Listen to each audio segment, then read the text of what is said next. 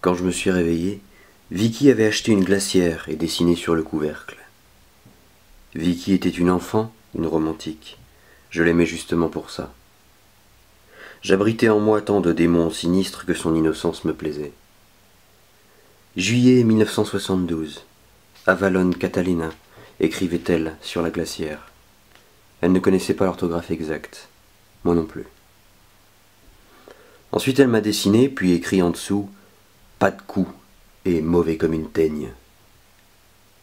Ensuite elle a dessiné une femme, et en dessous « Henri saute sur tout ce qui bouge ». Et, dans une bulle, « Dieu seul sait ce qu'il fait avec son nez ». Puis « Chinaski a des jambes extra ». Elle dessina également toute une ribambelle d'oiseaux, de soleil, d'étoiles, de palmiers, et l'océan. « Tu te sens en forme pour un petit déjeuner ?» elle m'a demandé. Aucune de mes copines ne m'avait jamais chouchouté comme ça. J'adorais me faire chouchouter. Il me semblait que je méritais de me faire chouchouter. On est sorti et on a trouvé un établissement, pas trop cher, où l'on pouvait manger en terrasse. Pendant le petit-déj, elle m'a demandé « Tu as vraiment remporté le prix Pulitzer ?» Quel prix Pulitzer? Hier soir, tu m'as dit que tu avais remporté le prix Pulitzer. 500 000 $. Tu disais que tu avais reçu un télégramme pourpre à ce sujet. Un télégramme pourpre? Oui, tu disais que tu avais battu Norman Mailer, Kenneth Koch, Diane Wachowski et Robert Criley. Après le petit déjeuner, on a fait une balade. Le patelin se résumait à 5 ou 6 pâtés de maison. Tout le monde avait 17 ans. Ils restaient assis, apathiques, attendant quelque chose. Pas tous. Il y avait quelques touristes, des vieux, bien décidés à se payer du bon temps. Ils scrutaient les vitrines des magasins d'un air féroce et marchaient badauds sur les trottoirs en voyant leur message. « J'ai de l'argent, nous avons de l'argent, nous avons davantage d'argent que vous. Nous sommes mieux que vous.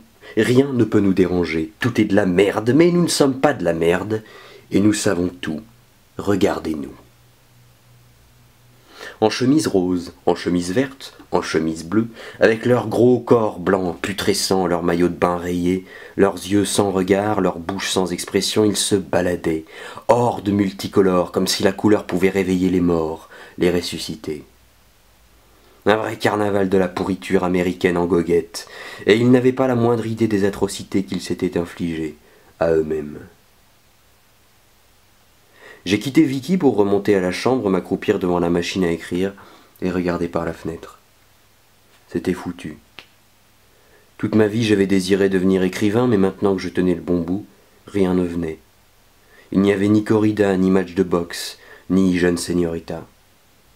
Il n'y avait même pas d'inspiration. J'étais refait. Je n'arrivais pas à écrire un mot, il m'avait acculé dans un coin. Voilà. Il n'y avait plus qu'à attendre la mort. Pourtant, j'avais toujours vu les choses différemment, l'écriture, je veux dire. Peut-être à cause du film de Leslie Howard, ou des biographies de Hemingway ou de D.H. Lawrence, ou de Jeffers. On peut se mettre à écrire pour toutes sortes de raisons. Après, on écrit un peu, on rencontre quelques écrivains, des bons et des mauvais. Tous sont la cervelle en compote, suffit de discuter 5 minutes avec eux pour s'en apercevoir. Il n'y a qu'un grand écrivain tous les 500 ans, tu n'étais pas celui-là, et je suis prêt à parier gros que non plus. Moi, refait, tous refaits. J'ai allumé la télé, j'ai regardé un ramassis de médecins et d'infirmières se vautrer dans leur peine de cœur. Ils ne communiquaient jamais ensemble. Pas étonnant qu'ils soient dans la mouise. Ils ne faisaient que causer, s'engueuler, pinailler, se faire mousser. Je me suis endormi.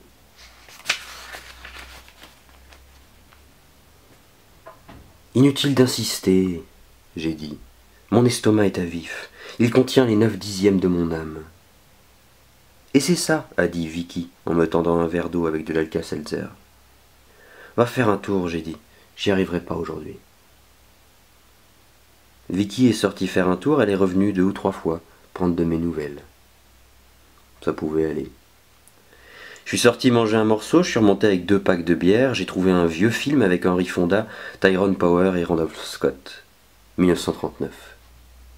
Ils étaient tous tellement jeunes, incroyables. J'avais 17 ans à l'époque. Mais naturellement, je m'en étais mieux tiré qu'eux. Moi, au moins, j'étais encore vivant. Jesse James. L'intrigue était mauvaise, nulle, pour être franc.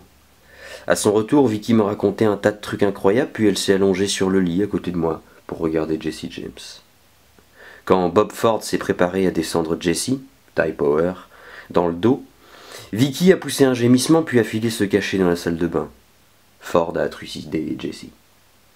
C'est fini, j'ai dit, tu peux revenir maintenant. Tels furent les grands moments de notre voyage à Catalina. Il ne se passa pas grand-chose d'autre. Avant de partir, Vicky alla à la chambre de commerce pour les remercier de son séjour inoubliable.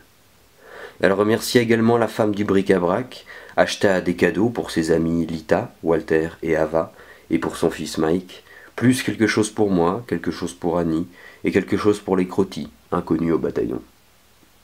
Il y avait encore d'autres trucs que j'ai oubliés. On a embarqué sur le bateau avec notre cage à oiseaux, notre glacière, notre valise et notre machine à écrire électrique. J'ai trouvé un coin tranquille à l'arrière du bateau, on s'est assis là, et Vicky était triste, parce que c'était terminé. J'avais rencontré Hemingway dans la rue, il m'avait serré la main comme les hippies, et m'avait demandé si j'étais juif et si je revenais. Je lui ai dit non, je suis pas juif, et je ne sais pas encore si je reviens, cela dépend de ma compagne. Et il a dit « Je ne veux pas me mêler de ce qui ne me regarde pas », et j'ai dit « Hemingway, c'est vraiment drôle ce que tu dis là ». Et tout le bateau s'est penché à gauche, à rouler bord sur bord en bondissant. Et un jeune homme qui semblait frais et moulu d'une bonne série d'électrochocs s'est baladé en distribuant des sacs en papier, des fois qu'on aurait eu envie de vomir. J'ai pensé, l'hydravion est peut-être mieux, le voyage ne dure que 12 minutes et il y a beaucoup moins de monde. Et puis San Pedro s'est lentement approché de nous, la civilisation, le smog et le meurtre, tellement plus chouette, les cinglés et les poivreaux sont les derniers saints de la terre. Je suis jamais monté à cheval, j'ai jamais joué au bowling, j'ai pas davantage contemplé les Alpes suisses. Vicky m'a regardé avec son sourire enfantin et j'ai pensé, c'est vraiment une femme étonnante, eh bien, je méritais sacrément d'avoir un peu de chance. Et j'ai allongé les jambes en regardant droit devant moi.